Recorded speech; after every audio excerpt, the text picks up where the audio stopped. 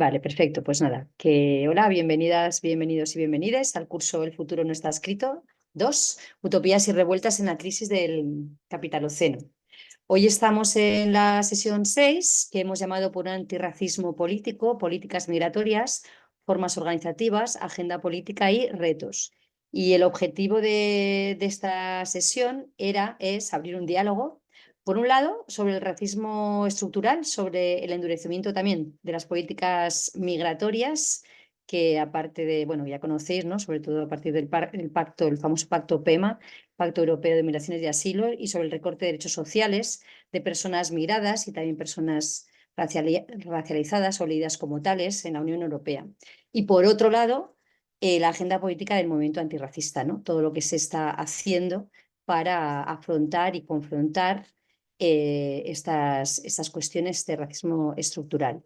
Y lo que hemos hecho es organizar este conversatorio en el que contamos con la MinSAR, que forma parte del Movimiento Estatal Regularización Ya, y también del Sindicato Popular de Vendedores Ambulantes de Barcelona.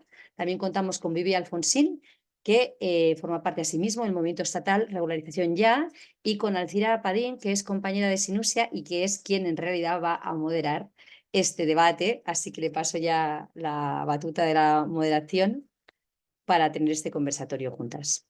Muchas gracias a los tres por estar aquí, a Lamin, a Vivi y por preparar el conversatorio.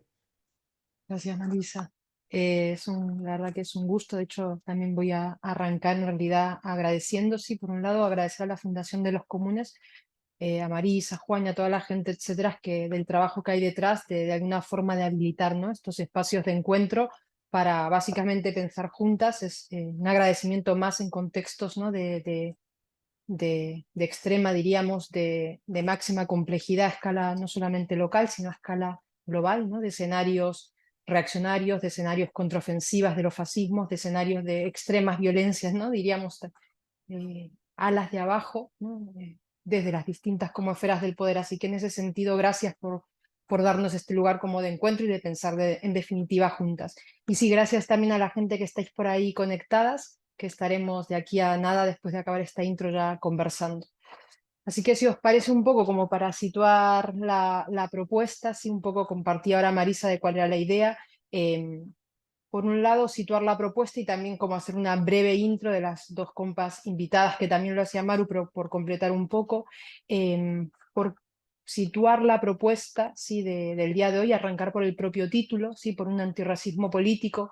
Creemos que de alguna forma parte también del reconocimiento justamente esa misma categoría, que es una categoría política, esa misma categoría que es una categoría proclama, que es una categoría de pronunciamiento político, ¿sí?, que tiene su propia genealogía en el antirracismo político. Así que titularla así de alguna forma también nos lleva al trabajo que se viene haciendo, por ejemplo, si entráis al blog del Salto 1492 por un antirracismo político, y un largo etcétera de esos saberes que están de alguna forma producidos en esas genealogías de largo del movimiento antirracista. Para entrar entonces ya a por dónde iría la propuesta de hoy, ¿sí?, cuál es la propuesta.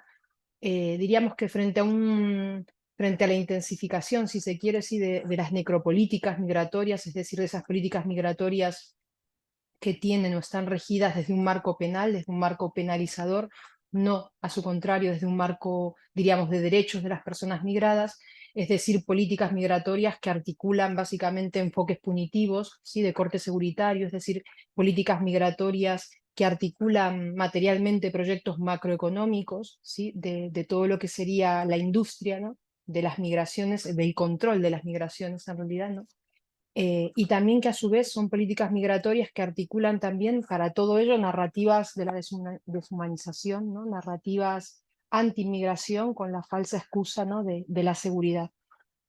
Frente a la intensificación de estas negropolíticas y a su vez también frente al ninguneo, de alguna forma, de todo aquello que ya no sería una política de la acogida, sino que serían políticas del reconocimiento, ¿no?, de la reparación con los países del sur global, ¿sí?, de narrativas, de políticas de reconocimiento ya no de esa deuda histórica con las excolonias, ¿sí?, del sur global, sino con cuestiones más actuales que tienen que ver con el expolio a los territorios, que tienen que ver con el empobrecimiento a las poblaciones del sur global, que tienen que ver con esos ajustes estructurales de las últimas décadas en la reconfiguración del liberalismo, ¿no? Que tienen que ver con los genocidios actuales.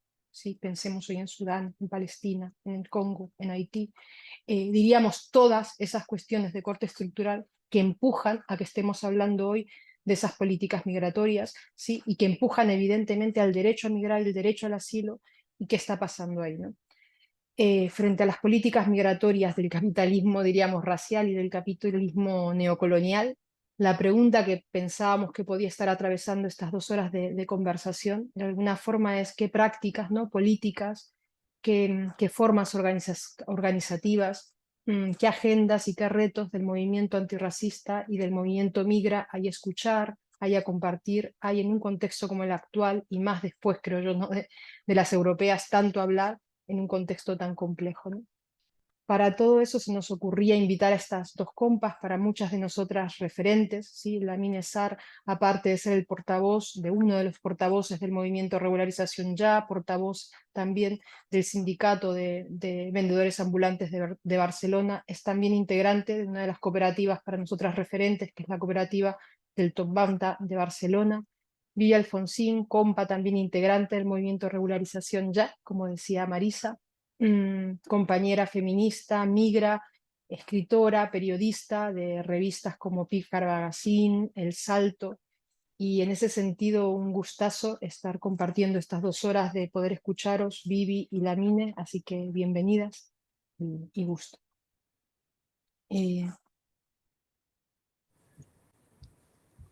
Como decía Marus, formo parte de Sinusia, que es una librería asociativa, ¿sí? Que está situada dentro del Ateneu Candela, un centro social autogestionado desde hace 25 años, aquí en Tarrasa, cordón metropolitano de Barcelona. Y el formato que planteábamos cuando hablábamos con Vivi y con Lamine realmente es bastante sencillo. Tenemos 2 horas y la idea es en esta primera hora lanzar 3 preguntas, si se quiere, 3 preguntas marco, 3 preguntas amplias que permitan un poco situar por dónde iría esa conversación en la segunda hora. Por tanto, sobre las 8 la idea es abrir micro y poder participar todas las que venís conversando, ¿no? En estas sesiones anteriores. Creo que no me dejo mucho más ahí, así que si os parece, pasamos esa primera pregunta, ¿sí?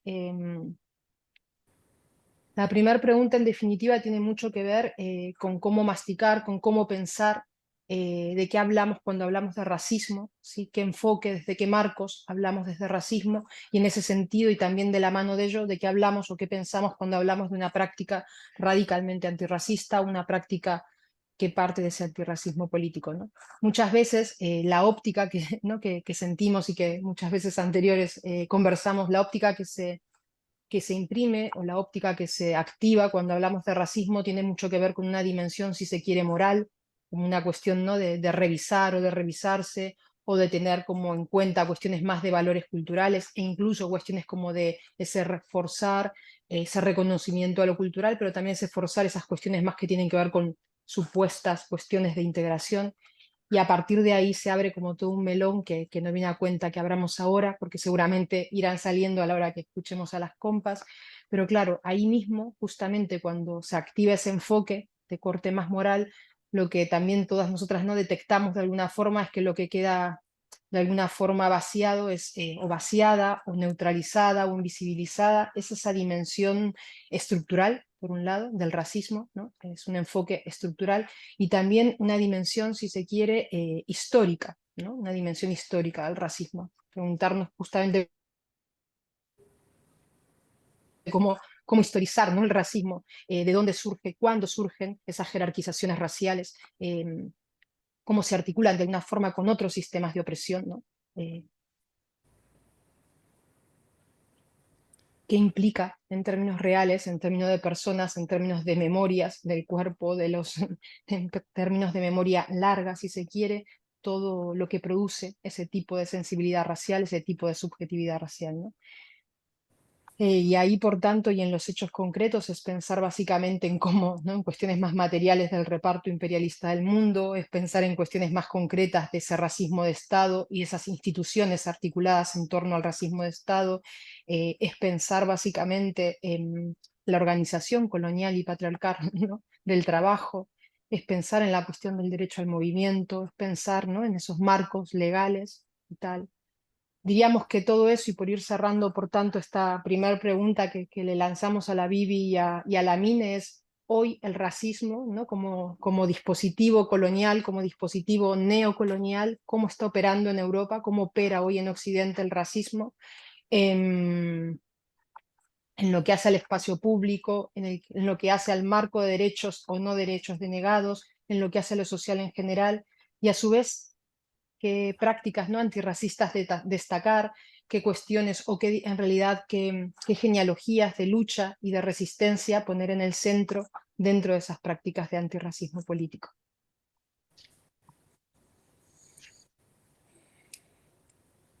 Hola, buenas a todos y todas, y gracias por la invitación y gracias a todos los que van a participar en esta conversatoria. Y bueno, para mí el racismo, como lo entiendo desde mi experiencia, ¿no? Como hijo de de un continente colonizado, y entendemos varios tipos de racismo que son la supremacía blanca que nos impone, el racismo estructural y el racismo institucional. Y bueno, sabemos que nosotros vivimos en un continente que fue colonizado durante más de 800 años. Este racismo liado con la esclavitud que ejerció los colones en el continente africano, el neocolonialismo, el saqueo de el saqueo de los recursos africanos, y también no solo eso, pero también la imposición cultural que han ejercido desde muchísimos años, porque nosotros en nuestro propio país de origen, por ejemplo, en Senegal, y el programa educacional que nos impone ahí no es un programa típico senegalés, porque siempre aprendemos en una lengua extranjera que es el francés, que es una imposición, que hasta que estamos en la escuela, en las clases, está prohibido, por ejemplo, de hablar nuestra lengua materna, que cuando un alumno habla su lengua materna en clase, le sancionan con un símbolo, como muchas veces te ponen un hueso grande en el cuello, por si que tú has hablado Wolof, tu lengua materna en clase. Y todo eso es una imposición colonial, y eso tiene su reputación sobre un joven, un niño que está estudiando hasta llegar en la universidad, viviendo esas prácticas, ¿no? Siempre. Y siempre te enseñan también historias europeas, no te enseñan tus propias historias.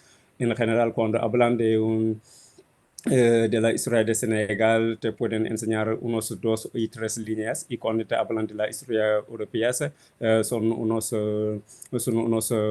montones de cursos.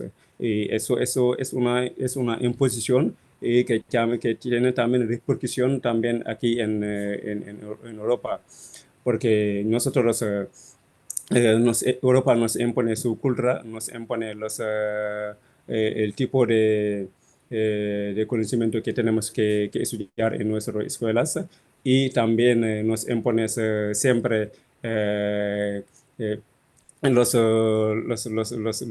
dirigentes que nos tienen que gobernar. Y todo eso, cuando un joven nace en esta situación, que desde la escuela primaria hasta llegar a la universidad está enfrentando con todas esas relaciones, todos estos problemas, es difícil que esta persona se escapa de esta imposición, ¿no? Y también esto tiene repercusión aquí en Europa y lo que nos enseñan esta historia en nuestro propio país de origen y aquí lo que enseñan a los alumnos, los estudiantes y los alumnos de aquí no le enseñan la realidad que ha hecho el colon en nuestros países. Siempre cuando hablan de África, hablan de una visión, ¿no? de menospreciar, ¿no? La población africana, de menospreciar, ¿no? los conocimientos africanos, porque sabemos que hay muchísimas descubiertos científicos que le han hecho personas africanas y sobre todo negras. Muchas de estos descubiertos científicos están bueno, es como si son unos blancos que han hecho estos descubiertos científicos, como la teoría de Tales. Todas esas teorías lo han sacado unos científicos negros, pero los blancos se han apropiado a todos esos descubiertos. Y todos esos está desconocido. Muchas de la juventud africana no conocen realmente lo que han hecho sus ancestros porque nos han escondido. Y los que han escrito las historias son los blancos, no son los negros. Entonces, nosotros tenemos la el deber, ¿no? de poder escribir, ¿no? esta historia, porque también eso tiene un impacto sobre el racismo. Y bueno, y sobre el racismo institucional, vemos cómo está actuando Europa. Vemos cómo, cuando nosotros escapamos de la colonización, del neocolonialismo, cuando nosotros nos sentimos estrangulados en nuestro propio país, ¿no? Y que, que tenemos que salir, ¿no? Para buscar una vida mejor. Y cuando llegamos aquí, encontramos otro tipo de racismo más fuertes, porque cuando llegamos aquí en Europa, nosotros nos consideran como unos delincuentes. Cualquier persona africana que cruza la frontera europea llegando aquí te considera como un delincuente, te juzgan, te llevan a un calabozo y te llevan en un CIE. Y eso es puro racismo y discriminación. Y todas las personas que llegan aquí tienen que estar aquí 3 años, no tienen derecho para trabajar, porque hay una ley racista, una ley que discrimina, una ley criminal, que es la ley de extranjería. Es lo que hace perder a muchísimos jóvenes africanos, a perder su sueño, a perder su futuro, pasando muchísimos años aquí sin poder hacer nada. Y eso es el racismo institucional y no se limita solo a hacer perder el futuro a esas personas, pero también hay una discriminación total, porque nosotros no se trata que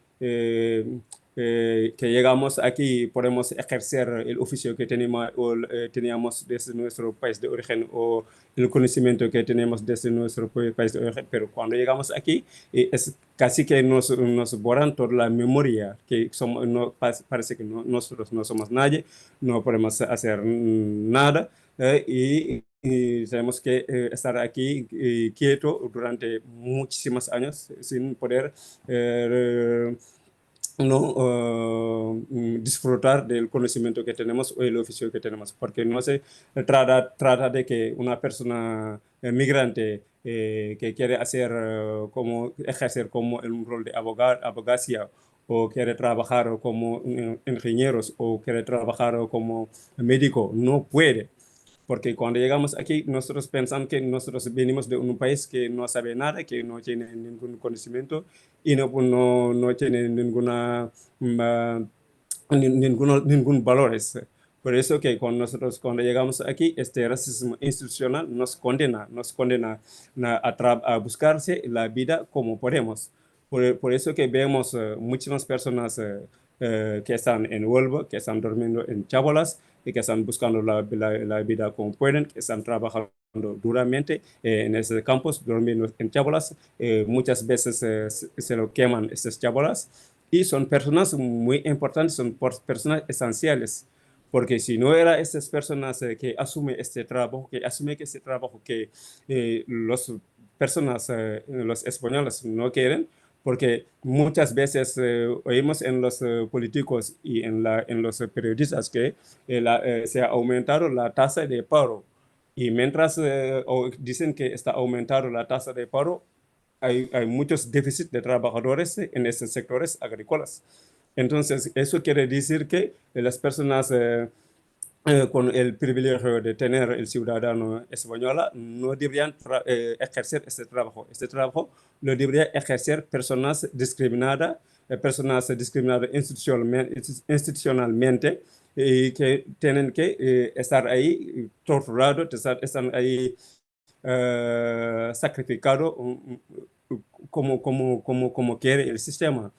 El sistema lo que quieren que esas personas sean un producto del sistema, lo que quieren es ese sistema, esas personas sean la mano barata del país y sin darles las condiciones necesarias para vivir, porque por lo menos si España, si los políticos, si el gobierno sabe que son estas personas que aguantan, son esas personas que asumen este trabajo, por lo menos deberían no tener una vivienda digna, ¿no? Donde pueden vivir, donde pueden descansar, porque esas personas no solo no tienen vivienda para vivir, pero no tienen una protección laboral, porque si una persona está trabajando en esos campos y no tiene los papeles, no tiene protección laboral. Si una vez está enferma, no puede aprovecharse de una baja.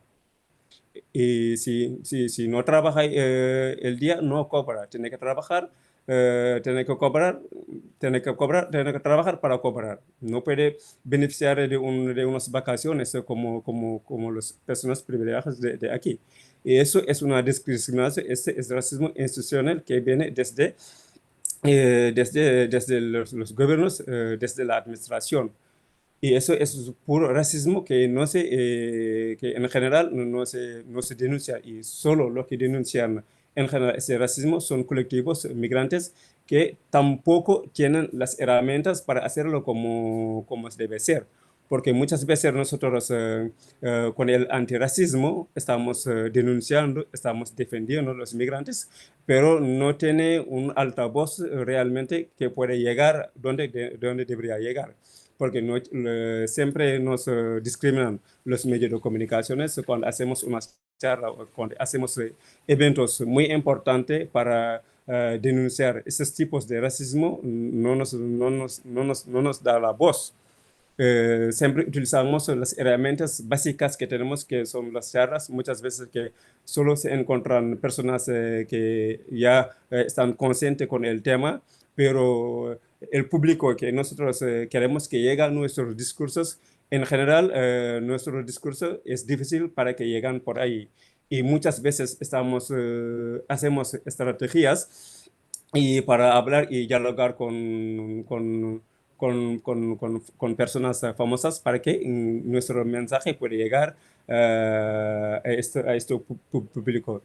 Y el racismo está bien estructurado, sobre todo en Europa, porque hay muchísimos trabajos, aunque llegas a luchar hasta salir de las primeras trabas, que son las trabas de la ley de extranjería, las trabas administrativas que te impiden a tramitar ese documento que te permite de estar en situación regular en España, tampoco no significa que cuando luchas para llegar a saltar todas esas barreras no puede escapar de este racismo institucional. Porque este racismo institucional, hay un racismo bien estructurado también, que es que cuando una persona quiere ser abogado, aquí es muy difícil. Cuando una persona ha estudiado en su país de origen eh, un oficio y lo quiere como médico y lo quiere ejercer aquí, es muy complicado para homologar sus títulos, porque en España casi no reconoce los títulos que tenemos desde nuestros países de origen. También hay muchísimos puestos de trabajo. Si no tienen la nacionalidad, también es difícil llegar a esos tipos de trabajo. Entonces, es un racismo bien estructurado, bien diseñado, que sirve para discriminar y para crear clases, tipos de clases. Y es lo que existe, este tipo de racismo que existe aquí, que vivimos aquí. Y también hay otro racismo social que puede afectar a muchísimas, pues, aunque nosotros, como sindicato Mantro, nosotros como muchísimos africanos que han nacido, que han crecido en África, muchas veces no le importa mucho este tipo de racismo, que es el racismo social. Porque estamos aquí, nosotros cuando estamos caminando en la calle, nosotros nos consideran como un delincuente, como que nosotros no tenemos derecho de pasear o no tenemos derechos de estar en ciertos espacios públicos, porque nosotros cuando caminamos en la calle, nos enfrentamos con las identificaciones raciales con perfiles étnicos. Siempre cuando caminamos en la calle, nos paran, nos piden el documento. Y hay un ejemplo tangible en el tiempo de la recogida de firma de la LP. Muchas veces yo paro a un ciudadano español, lo pido los papeles, lo pido su número de identificación y no lo sabe. Siempre dicen, oh, he olvidado mi documento en casa, o no me recordé del número de mi documento. Y cualquier persona migrantes en cualquier momento lo pide. Su número de identificación te la da enseguida, porque tiene que saber en memoria, porque lo piden cada día, lo piden este número de identificación. Y muchas personas de aquí, cuando le pides su número de identificación, no te lo pueden dar, porque no están enfrentando esta situación, porque sabemos que las identificaciones son perfiles raciales y étnicas. Y también cuando nosotros vamos en plazas públicas donde se reúne gente, o cuando, por ejemplo, cuando entramos en el bus o cuando entramos en el metro, siempre nos somos sospechosos como un ladrón. Yo siempre de ida y vuelta, cuando me voy al trabajo o regreso en casa, siempre sufro eso en el metro. Siempre que me acerco a una persona blanca con su bolso o su móvil, y me agarra su bolsa o su móvil como si yo fuera un ladrón. Y es una situación que también digo que somos africanos, hemos nacido en África, tenemos una educación, no están preparados a todo eso, porque tenemos una educación que nos han preparado, una civilización. Por eso que no suframos eso, pero personas que han nacido aquí, han crecido aquí, eso lo puede afectar muchísimo, porque es muy difícil, es muy doloroso que siempre cuando sale en la calle empieza a enfrentarse esos tipos de problemas que es nada que un racismo puro y duro que muchas están negando aquí en España. Pero nosotros lo que nos importa más, lo que nos importa más a luchar es luchar contra el racismo institucional, el racismo que nos pone barreras, el racismo que nos pone límites, el racismo que nos dice que no podemos alquilar una casa, el racismo que nos dice que no podemos cobrar el ingreso mínimo vital, el racismo que nos dice que no pueden acceder a ciertos servicios sociales o públicos. Es este racismo que nosotros tenemos que luchar, y este racismo que estamos luchando desde que hemos fundado ese sindicato, porque no nos importa muchísimo a unas personas que nos quieren minimizar o menospreciar. A mí no me importa mucho. A mí lo que importa mucho es cómo puede acceder a tener todos mis derechos, que son derechos humanos, que son derechos básicos, que es el derecho de trabajar, el derecho de alquilar una casa, el derecho de abrir una cuenta bancaria. y en el derecho de tener igual oportunidad a cualquier ciudadano de aquí, porque sabemos que hay una discriminación hacia las oportunidades, porque no cualquier persona puede ser o trabajar cualquier trabajo que está aquí, porque sabemos que España está muy atrasado en este tema. Si vas en Francia, que es un país colonial muy racista, pero hay muchísimas personas negras que están trabajando en el metro, hay muchísimas personas negras que están trabajando como conductores en muchísimos ámbitos, en el aeropuerto, en muchísimos ámbitos. Pero es muy raro que ves aquí en España una persona negra que trabaja en el metro o que trabaja como conductores o que trabaja como en el banco o como abogado o como en el aeropuerto. Hay ciertos trabajos que están casi diseñados para los ciudadanos de primera. Y los migrantes no deberían acceder a estos trabajos.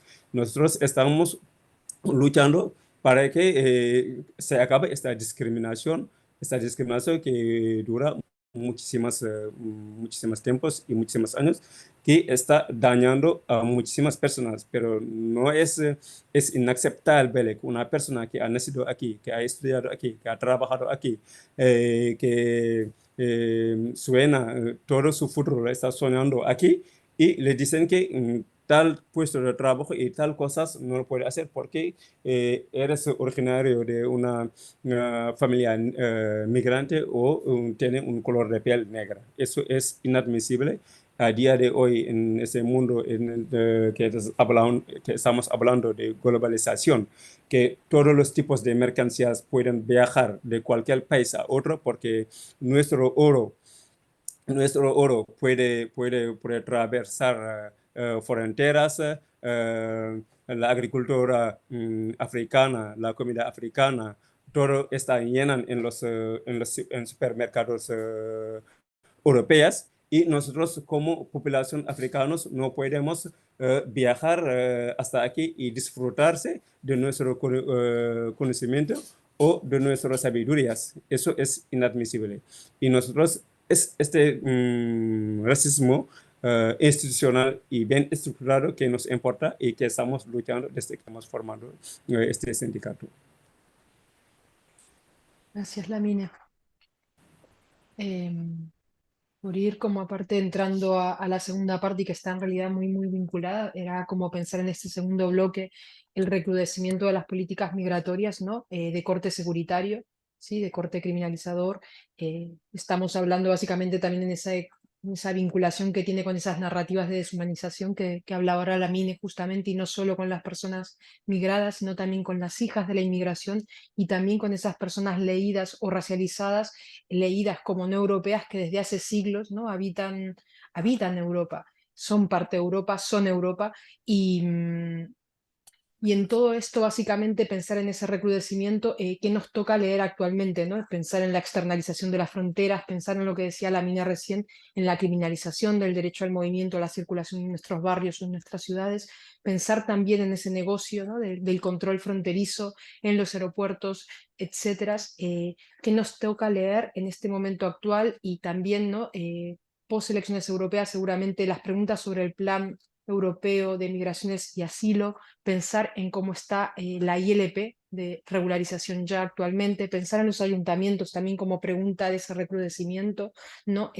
Pensar en ese plan Endres, en ese plan que hace nada veíamos en Barcelona lo que se está activando. Realmente 20 minutos, Vivi, seguramente no dé para mucho, quizás es el tema y tú lo que puedas situar desde aquí, la mini complementar, pero creíamos que era fundamental hablar de esa intensificación del recrudecimiento de las políticas migratorias de corte Sí. securitario. Bueno, pues nada, muchas gracias y muy buenas tardes. Como siempre es un placer también conversar junto a Lamine. Ha sido inevitable que parte de lo que voy a decir salga un poco también de lo que le ha dicho, ¿no? Por ligarlo y convertirlo más en una conversación. Para llevarlo, esta explicación que le ha hecho de las distintas formas de racismo, voy a hacer nada más dos apuntes que tienen mucho que ver con lo que voy a explicar después. El primero es esta noción del supremacismo blanco leído como una maquinaria de formación permanente de formas de pensar que se instauran en todas partes, tanto en el sur global como en el norte. Gofrobe lo refería como universidades o centros de estudio occidentalizados, ¿no? Que da igual dónde estén, pero siguen reproduciendo las mismas lógicas. Y también hay otra idea que creo que es muy útil para entender lo que es la idea del colonialismo interno, ¿no? Es decir, el colonialismo está tan normalizado que incluso muchas veces las personas del sur global y otras que no lo son, de alguna forma naturalizan, interiorizan las lógicas del colonialismo y las siguen reproduciendo siempre. Yo vengo de Cuba, que es un país comunista donde supuestamente el racismo tendría que haber estado erradicado dentro de los ideales de la revolución, o por lo menos cuando era un país comunista, ahora no se sabe muy bien lo que es. Pero me parece interesante mencionarlo a raíz de lo que decía Lamin, porque en España llevamos 2 legislaturas de gobierno supuestamente de izquierdas, de una coalición de izquierdas, y me parece muy interesante ver cómo el racismo se sigue reproduciendo también en esos contextos, precisamente por ese supremacismo blanco, precisamente por esa interiorización de las lógicas del colonialismo que siguen predominando también en el pensamiento político de la izquierda, esté donde esté. Incluso en Latinoamérica, incluso en un país como Cuba, que aunque se niegue a hacer un censo poblacional, sabemos que la mayoría de la población no es blanca. Las lógicas racistas siguen imperando y siguen generando todos estos racismos estructurales e institucionales. Y luego me pareció también muy interesante esta casualidad, que no es una casualidad casual, pero no estaba previsto dentro del conversatorio, el hecho de que él se está refiriendo a cómo operan las lógicas racistas del racismo institucional y estructural sobre su subjetividad, es decir, sobre la subjetividad de un hombre venido del continente africano de piel negra, y en el caso de las mujeres venidas del continente latinoamericano de piel blanca, o que tenemos otro tipo de racialización, es muy interesante también cómo el sistema de control migratorio genera mecanismos distintos para servirse de nosotros en virtud de lo que necesite, ¿no? De alguna forma, la mujer latinoamericana que entró en avión, sobre todo la masa fuerte que entró en los 90, en los 2000, aunque luego eso se ha ido engrosando y haciendo más complejo, pero fue una masa migratoria que entró en un momento donde no voy a decir se integró, porque no es una palabra con la que esté de acuerdo, pero de alguna forma se injertó en la sociedad española en unas capas de servicio, de atención, de limpieza, de cuidados, sin voz política de alguna forma, con una voz política muy reducida. Y esa masa poblacional se ha quedado ahí, han ido pasando los años, eso ha cambiado de alguna forma, también con la lucha de las compañeras de organizaciones como CEDOAC y demás, que se están enfrentando a todas las trabas que tienen en el sector del hogar y los cuidados, pero son realidades muy distintas, ¿no? Es decir, lo político, digamos como lo macro, el macrosistema utiliza la figura del hombre negro para unos objetivos dentro de su racismo estructural y a la mujer latinoamericana blanca para otro, ¿no? A una la sitúa en un lugar donde prácticamente no es invisible o se dice que está integrada porque no molesta, y al hombre lo están utilizando para generar una narrativa de violencia, de persecución y de amenaza, de emergencia permanente, que es donde se supone que está Europa en este momento, ¿no? Entonces, dicho esto, a mí me interesa mucho con respecto al Pacto Europeo de Migración y Asilo, que por decirlo de alguna forma sería como el extremo más alto de la violencia estructural e institucional sobre las personas migrantes ahora mismo en Europa, lo cual no quita importancia a que en Cataluña, por ejemplo,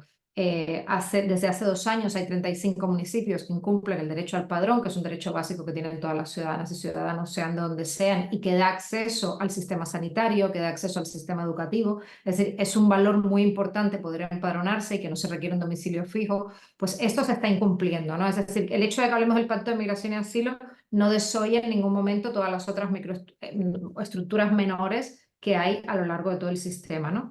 Pero bueno, lo primero que a mí me gusta siempre mencionar con respecto al Pacto de Migración y Asilo es que parte precisamente de esta idea de avalancha, de esta idea de emergencia, de esta idea de Europa en crisis, que no ha parado de alimentarse desde los años 80 prácticamente, con mucha vehemencia a partir de los años 2000, con lo que ellos han llamado las distintas crisis migratorias, que es la crisis de los cayucos, que es la crisis después de los refugiados sirios y demás. Pero no olvidemos que el Schengen de alguna forma ya viene a dibujar ese mapa dentro de un mapa, ¿no? Que viene como a poner un cuño en el 85 para redefinir una Europa que tenía que estar protegida en un marco donde el resto era peligroso. Es decir, esos muros dicen aquí la gente para que se pueda mover dentro de este espacio, pues fuera es donde queda digamos, lo que para entrar hay que vigilar, ¿no?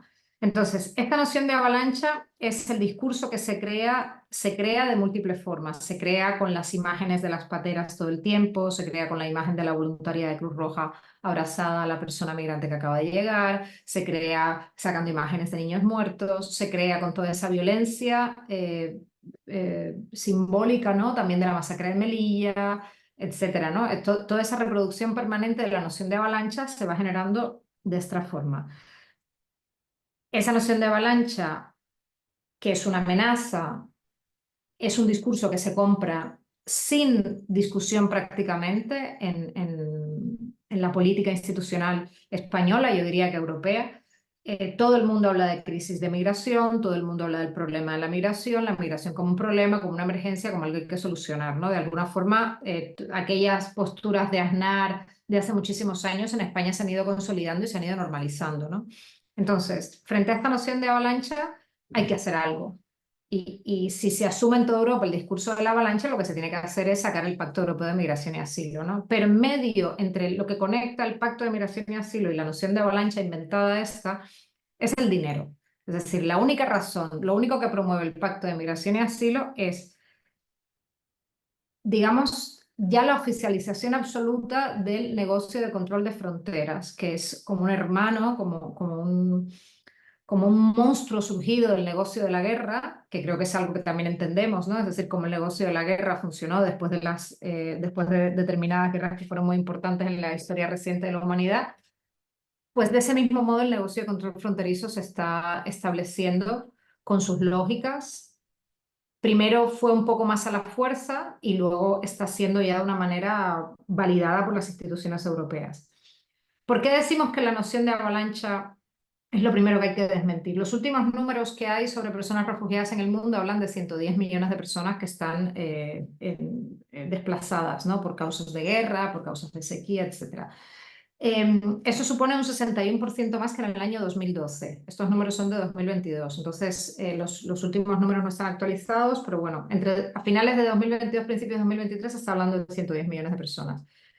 De esos 110 millones de personas, un 60% migran dentro de sus países de procedencia y un 85% se quedan en las migraciones sur-sur. Es un dato que siempre digo porque es importante para entender que sí que es verdad que el expolio colonial, sí que es verdad que la sequía, la desertificación, que todos esos procesos, que el cambio climático está generando un movimiento muy grande de personas en el planeta. Eso es cierto, nadie lo discute. El número de refugiados que ha generado la guerra de Ucrania, el número es similar al de refugiados que ha generado la guerra del Congo, unos 7 millones de personas, pero el tratamiento que se le da en Europa es completamente distinto. Entonces, el problema no es la movilidad de las personas, el problema es cómo se afronta la movilidad de las personas, ¿no? Entonces, si el 85% de las personas refugiadas que hay en el mundo ya se encuentra fuera de Europa, ¿qué necesidad tiene Europa de venir con un tratado como el Pacto Europeo de Migración y Asilo que de alguna forma venga a solucionar esto entre comillas, ¿no?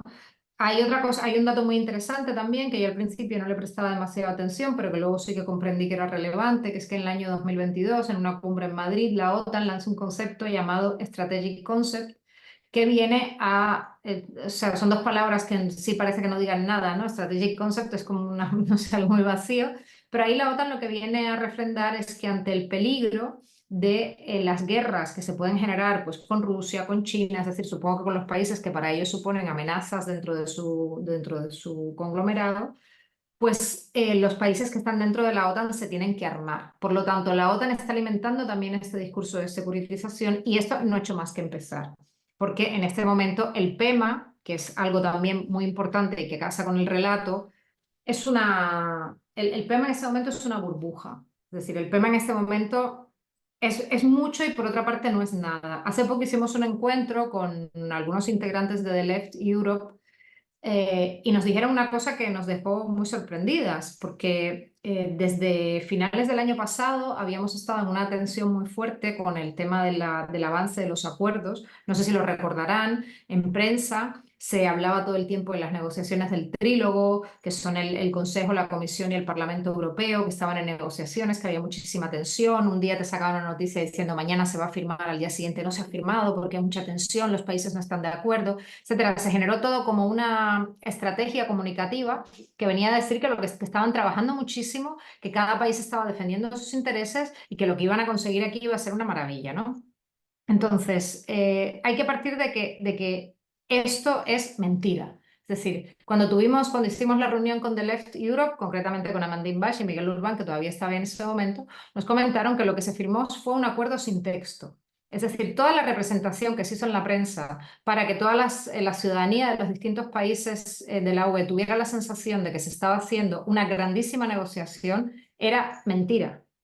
Había una voluntad clarísima por parte de España, que estaba de presidencia en el Consejo de la UE, de que esto se acabara de decidir antes de diciembre, y lo único que se pudo acordar fueron las 5 piezas legislativas que componen el reglamento, que en definitiva vienen a empeorar el acceso al asilo y el acceso al refugio de todas las formas posibles. Por ejemplo, el primer reglamento, que se llama Reglamento de Selección y Control, establece... Uno de los cambios más importantes es que establece una ficción jurídica de no entrada, que la persona cuando llega ahí, da igual que sea solicitante de asilo o no, es decir, una persona que está en tránsito migratorio es atrapada por esta red, porque no se me ocurre otra forma de decirlo, se le hace un examen rápido del perfil del solicitante, se le recogen huellas dactilares y esta persona, mientras está analizando su caso, es como si no hubiera llegado a ningún lugar. Es decir, se establece esto que legalmente se ha llamado ficción jurídica de no entrada, ¿no? Esto es peor porque antes las personas cuando entraban en algún sitio, en algún territorio, pues de alguna forma habían llegado allí. Ahora van a estar en estos limbos jurídicos que son muy peligrosos por cosas que iremos viendo un poco más adelante. El segundo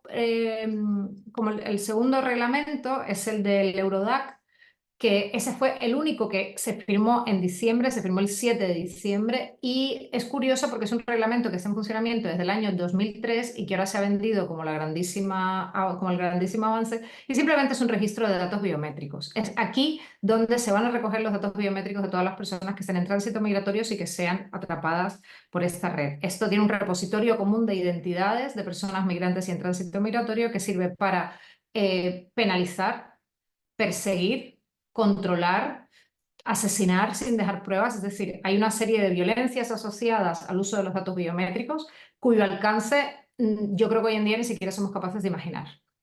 Por otra parte, la toma de los datos biométricos pasa a ser obligatoria incluso para menores de 6 años. Es decir, niños bajo tortura serán expuestos a esta obtención de datos biométricos. No sé si los datos biométricos, no conozco el entramado, no sé hasta qué punto los datos biométricos permanecen con la edad de crecimiento, pero en cualquier caso es peligrosísimo, muy violento que los niños y las niñas estén pues expuestos a esta violencia, ¿no?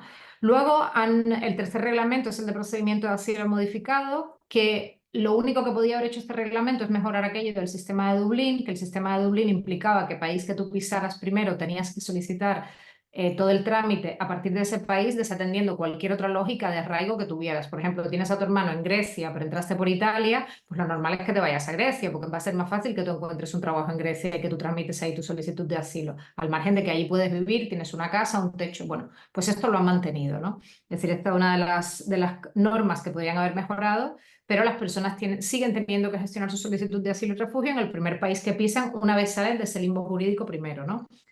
La asistencia jurídica o la representación administrativa que estas personas pueden necesitar no se garantiza. Lo único que hay es asistencia jurídica gratuita, que eso es como abogadas y abogados de oficio, que evidentemente pues harán lo que pueden, ¿no?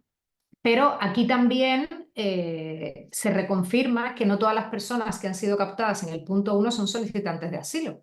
Porque claro, habrá gente que entre en ese sistema, que pase por el Eurodac y que luego no sea solicitante de asilo, que sea simplemente una persona migrante que no está en derecho de asilo.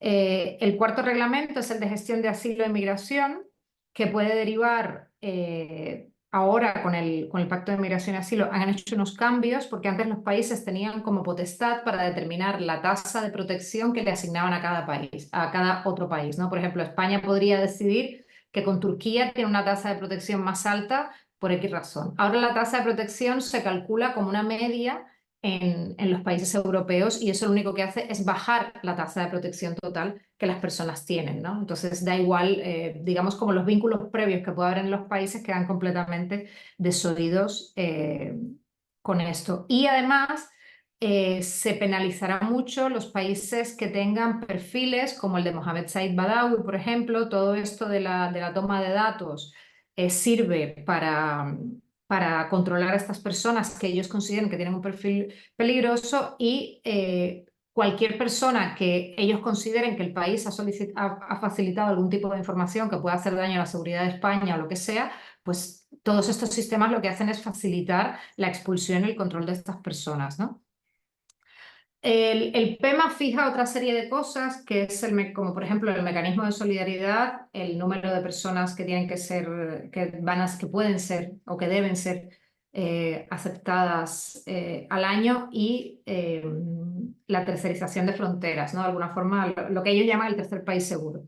En cuanto al número de personas, han fijado en 30.000 personas al año que van a recibir asilo o refugio entre todos los países de la Unión. Y aquí yo siempre pongo un ejemplo que me llama mucho la atención, lo miré en su momento, no sé si ha cambiado, pero en Barcelona solamente hay 39.500 habitaciones de hotel por noche. Y están hablando de 30.000 personas al año. Es decir, el contraste entre la industria del turismo y la movilidad que se permite alrededor de la industria del turismo y lo que se está permitiendo aquí con las personas migrantes es increíble, ¿no?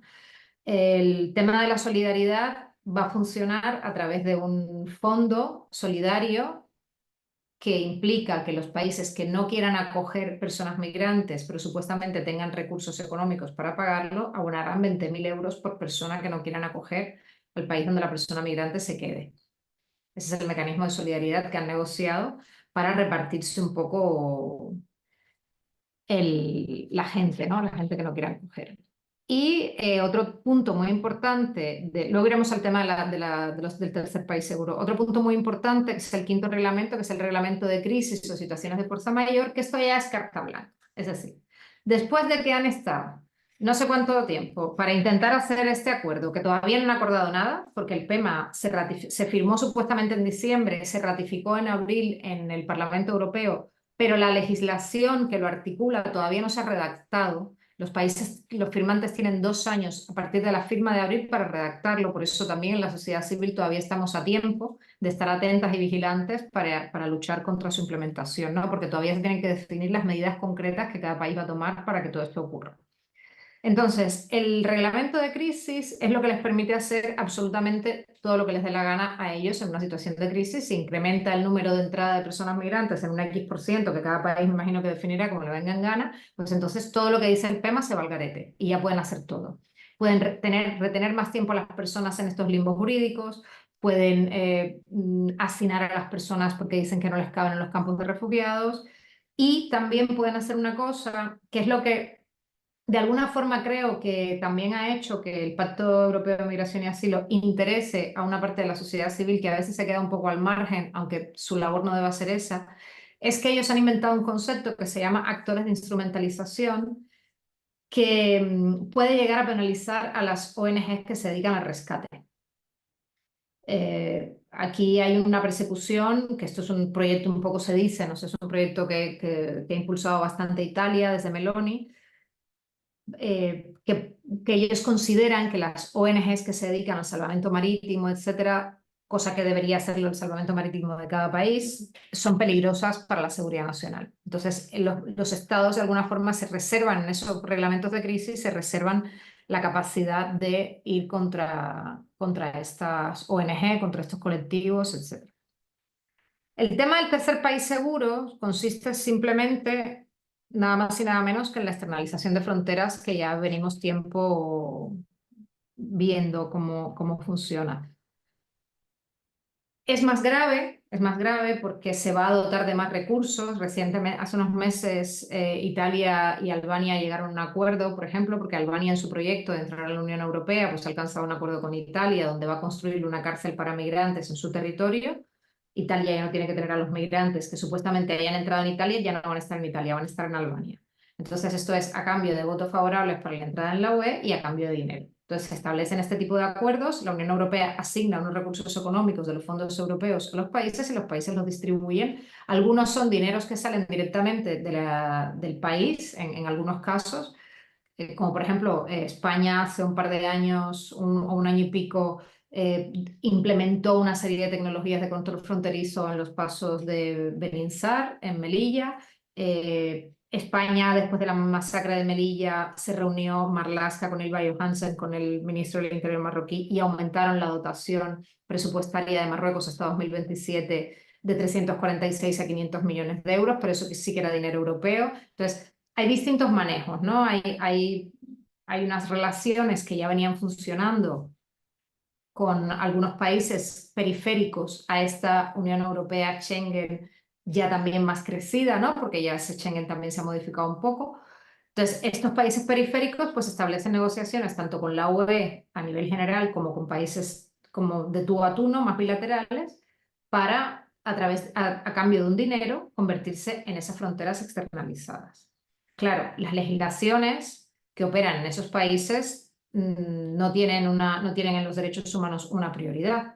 El caso de Libia, por ejemplo, es significativo y siempre pongo el ejemplo de este informe, que es uno de los más descarnados que he leído al respecto. Es sobre el informe, es un informe de Médicos Sin Fronteras que se llama You are going to die here, vas a morir aquí, redactado a través de su trabajo, después de su trabajo en los campos de refugiados de Libia, de Abu Salim y Ain Sara. Y este informe simplemente cuenta las vejaciones a los seres humanos que estaban encerrados en esos campos. Es decir, son personas que vienen en tránsito migratorios, que son atrapadas por estos guardianes a los que Europa paga para que controle a la gente, son encarceladas en esos centros. Por ejemplo, el campo de Abu Salim, que antes era una cárcel de Gaddafi, muy conocida por las violaciones de derechos humanos que se llevaron a cabo durante el régimen de Gaddafi, después fue una cárcel de mujeres y niñez. Y ahí se relatan las violaciones de una manera muy, muy cruda en el informe, pero es como son. Se les tiran excrementos, aguas albañales, las personas tienen que dormir sentadas porque no tienen espacio para tumbarse, no tienen acceso al agua potable, son torturadas, son violadas, a los bebés se los registra con Kalashnikov. Es decir, hay una serie de barbaridades que llevan años ocurriendo, porque esto no es una cosa que esté ocurriendo ahora, en estos espacios tercerizados fronterizos que Europa ha ido creando en todo su perímetro. Y lo que hace el PEMA es venir a decir que eso funciona muy bien y que lo que quiere hacer es ampliarlo. En España, por ejemplo, están construyendo un macro CIE en Algeciras con una capacidad para 500 personas. Es un CIE donde están generando módulos de familias para que haya madres con niñas. Son cárceles simplemente que van a estar un poco más tecnificadas, que ese es otro punto muy importante en el tema del PEMA. No sé cómo voy de tiempo. ¿Voy bien todavía? Para entrar ahí. Bueno, muy breve. El tema de la parte de la tecnificación, ¿no? Que es otra cuestión muy importante en el Pacto Europeo de Migración y Asilo. Todo esto, desde el Eurodac hasta todos los sistemas que se van a tener que establecer, son mecanismos de control fronterizo hipertecnificados que en el Estado español están untando de dinero, porque no hay otra palabra, desde las universidades hasta la Guardia Civil. Es decir, hay un informe de State Watch, que no me voy a extender ahora, cómo se han dividido los fondos Horizon Europe en Europa, que es el país que mayor destino tiene de estos fondos, y aquí están recogidas todas las instituciones, quizás después tenemos tiempo, todas las instituciones que se benefician de esos fondos europeos. Y son simplemente fondos para la tecnificación de las fronteras, porque España es un laboratorio fronterizo. Es decir, aquí en España se prueba la tecnología de control migratorio que luego se va a implementar en el resto de Europa. Y aquí dejo este punto y ya. No, la verdad que al oírte vivir, no sé, también las que habéis estado en las sesiones anteriores, decís, ¿no? Para que quede esta hora, espero que os podáis explayar, porque cualquiera de las tres preguntas da para mucho. Y nada, muy brevemente, por situar la tercera, era un poco también poner como protagonismo absoluto a lo que realmente hay también, que es la constatación de una autoorganización del movimiento antirracista y del movimiento migra en estos últimos años. lo constatamos, ¿no? En estos 4 años del movimiento estatal Regularización Ya y la ILP, por si queréis también como compartir un poco cómo está esto, pero haber llevado esos 4 años desde la propia pandemia hacia adelante, eh, lo constatamos también en la toma de la calle, ¿no? Hay un pulso ahí ganado en cuando sucede algo como la masacre en Melilla, la toma de la calle en Madrid, la toma de la calle en Barcelona, etcétera, de ciudades grandes, en la coordinación a escala estatal, que realmente no es nada fácil no lograrlo, en los espacios de autoorganización migrante, en las escuelas de idiomas populares, en las redes antirracistas jurídicas, en las madres organizadas frente a la quita de menores, en las redes de apoyo mutuo, etcétera, en la exigencia incluso de la propia agenda antirracista hoy que marca básicamente la agenda general de los otros movimientos sociales, del resto de los movimientos sociales. Eso también es ponerlo en el centro y preguntaros a partir de ahí qué destacaríais, tanto en cuestiones más de formas organizativas, pero también de propias prácticas políticas, qué creéis que es relevante que pensemos juntas cuál es esa agenda, ¿no?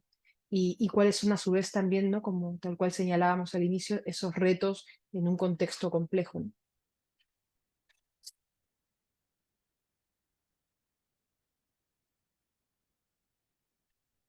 Lamine, no sé si quieres empezar, tienes el micro muteado. Ah, vale. Bueno, hablando de la organización política de las personas migrantes, de verdad que hemos visto ahora que hay muchísimas organizaciones, hay muchísimos colectivos y hay muchísimas entidades muy organizadas que están luchando contra las políticas migratorias, contra las dificultades, las situaciones que están viviendo los migrantes en España y fuera de España. Y- pero hay unos puntos que nos impide ejercer este trabajo como debería ser. Y porque muchas veces el migrante es difícil que se organiza o que se afecciona a una organización, que se relaciona a una organización porque siempre tiene una vida precaria, ¿no? Siempre nosotros muchas veces ocupamos los trabajos precarios, los puestos de trabajo precaria, siempre, y por eso que es muy difícil que nos organizamos. Y si tiene que trabajar 8 horas o más de 8 horas, y muchas veces los migrantes trabajan de lunes a sábado o de lunes a domingo, es difícil que puedan ejercer normalmente su posición política, ¿no?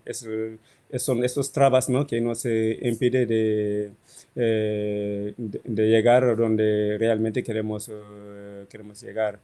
Y está difícil de tiempo y de capital y nos impide a llegar a ciertos puntos.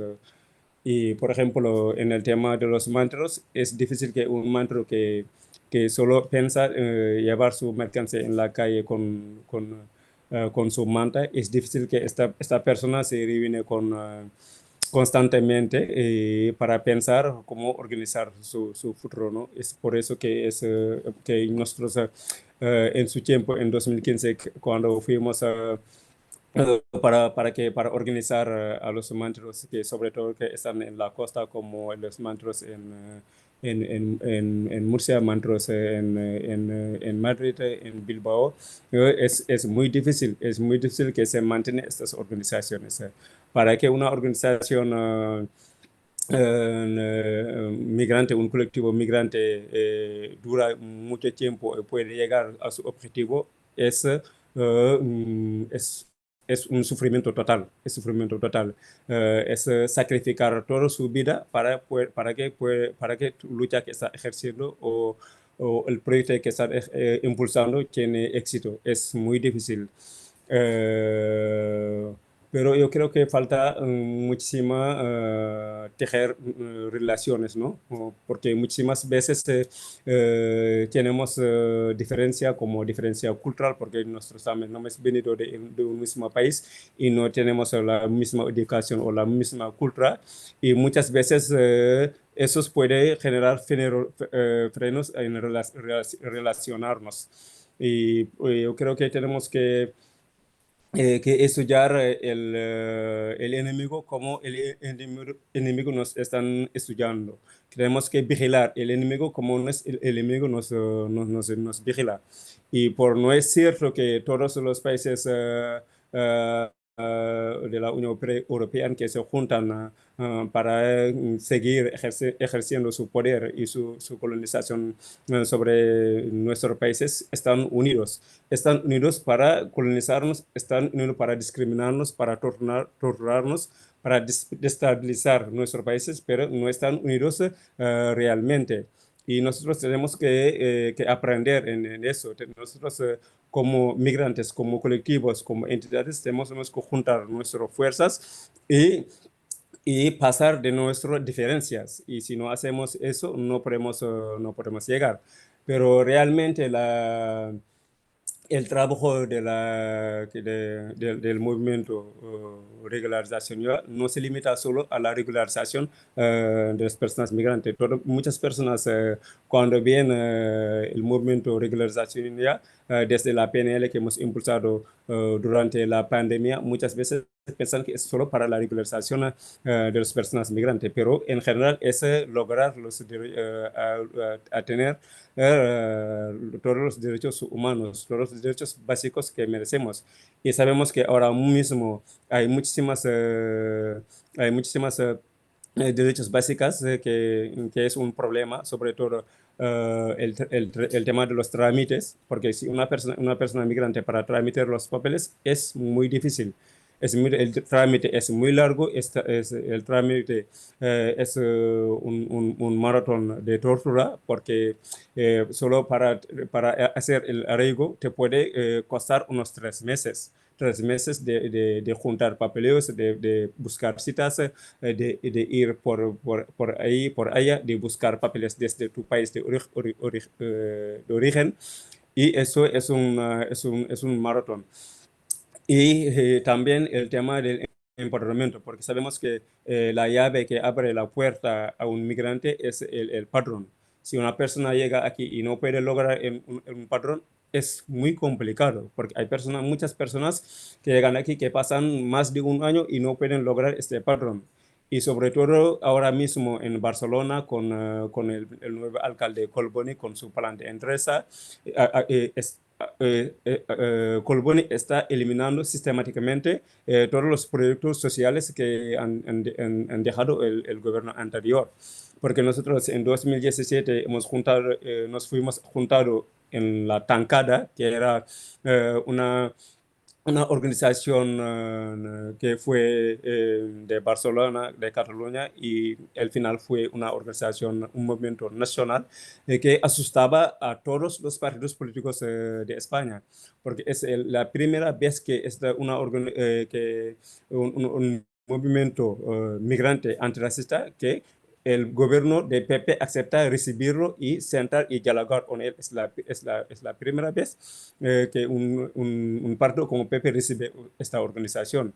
Y esta organización asustaba a todos los partidos políticos, porque son ellos que venían en la tancada para poder dialogar y intercambiar con nosotros sobre nuestro futuro. Y en ese momento habíamos logrado muchísimas cosas. Una de ellas era el padrón sin domicilio. Y ahora mismo el Collboni está eliminando el padrón sin domicilio, porque ahora mismo, si una persona migrante va en el ayuntamiento para pedir el padrón sin domicilio, puede tardar hasta 6 meses. Y los agentes del ayuntamiento siempre le dicen que tenemos que darnos una dirección donde te iremos a buscar para saber si tú vives ahí o no. Y si no te encontramos ahí, vamos a denegar el trámite, vamos a parar el trámite. Como una persona migrante que tiene que buscar la vida, o tiene que pasear, o tiene que hacer sus deseos, ¿cómo puede sentarse en su casa y durante 6 meses sin ni salir a la calle a comprar un pan o lo que sea? Es imposible. Eso es eliminar el padrón sin domicilio de manera sistemática. Y si hablamos del arraigo por formación, el arraigo por formación no sirve para nada. Está complicando la vida a muchísimas personas migrantes. Hay muchas pierden su tiempo o pierden su trabajo para hacer la formación, que son muchas horas. Y no es cierto que pueden seguir manteniendo este papel, porque muchas, cuando logran sacar el NIF sale sin autorización de trabajo y tienen el deber ellos mismos de ir a buscar la formación. Y para buscar la formación es muy difícil. Hay muchas que quieren hacer la formación ahora mismo, después de sacar el NIF y no encuentran dónde hacer la formación. Hay muchas que hacen la formación y no están aprobados para seguir manteniendo el papel. Y después de estar un año, hay que buscar otra vez en la misma problemática del arraigo de 3 años, que es buscar un contrato para cambiarlo, un documento con trabajo. Y eso implica que muchísimas personas están haciendo este trámite durante años y luego perder todo este trámite. Hay muchas trabas, hay muchas trabas que imponen el sistema, y que eso hace perder el migrante su tiempo. Y es lo que quiere el sistema. El sistema no quiere que nosotros estamos en una situación irregular y podemos trabajar legalmente, vivir legalmente o contratar una casa legalmente, abrir una cuenta bancaria y buscar nuestra vida legalmente como cualquier ciudadano. No quiere esto el sistema. El sistema siempre quiere que nosotros seamos la energía que alimenta este sistema capitalista, porque con este arraigo con formación está ganando muchísimo el gobierno, está ganando muchísimo la administración, porque está facilitando a sus abogados a ganar muchísimo dinero, porque para hacer arraigo de formación, arraigo con formación laboral, y los abogados están ganando entre 400 hasta 500 euros. Y son las personas que le han pagado están haciendo trabajo precaria, están trabajando sin papeles, están trabajando sin protección laboral, están trabajando sin poder entrar en el paro, están buscando la vida como quiere. Muchas son teatreros, muchas están trabajando en el campo, muchas están trabajando con la manta, y con lo poco que ahorran es lo que pagan a esos abogados. Este sistema nos quiere mantener en la vulnerabilidad, es lo que quiere el sistema realmente. El sistema no quiere que nosotros tengamos el pleno derecho, es lo que nos impide hacer. Pero para luchar con este sistema hace falta que todos los colectivos, todas las personas inmigrantes, que nos unamos y que luchamos contra este sistema, porque es posible, no es imposible.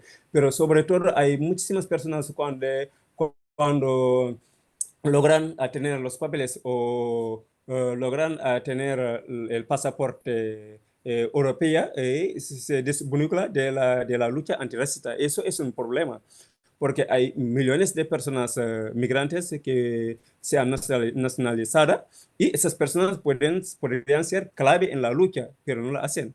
Muchas logran a salir de este agujero y no miran atrás. Hace falta que esas personas que se consideran como ahora ciudadanos europeas y no lo son, porque en cualquier momento lo podrían quitar su nacionalidad, porque una persona nacida aquí en España con su nacionalidad nunca lo podrían quitar su nacionalidad, pero una persona migrante nacionalizada lo podrían quitar su nacionalidad con un delito, lo que es, lo que es una discriminación. Pero esas personas no están conscientes de eso, no están conscientes y no miran el espejo, no miran atrás, no se recuerdan de dónde vienen. Pero hace falta que todas esas personas que podrían muy útiles a esas luchas, que regresan a los movimientos sociales, que regresan a los colectivos migrantes que están luchando por el bien de los migrantes. Eso nos podría permitir a luchar mejor contra este sistema bien estructurado, un sistema sólido, un sistema antiguo, un sistema bien estabilizado.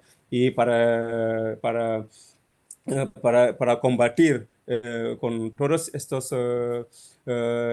proyectos, políticas coloniales violentas europeas, hace falta que nos unamos, nos intercambiamos los conocimientos y sabidurías y pasar de nuestras diferencias para que podamos lograr lo que queremos, que es la justicia social.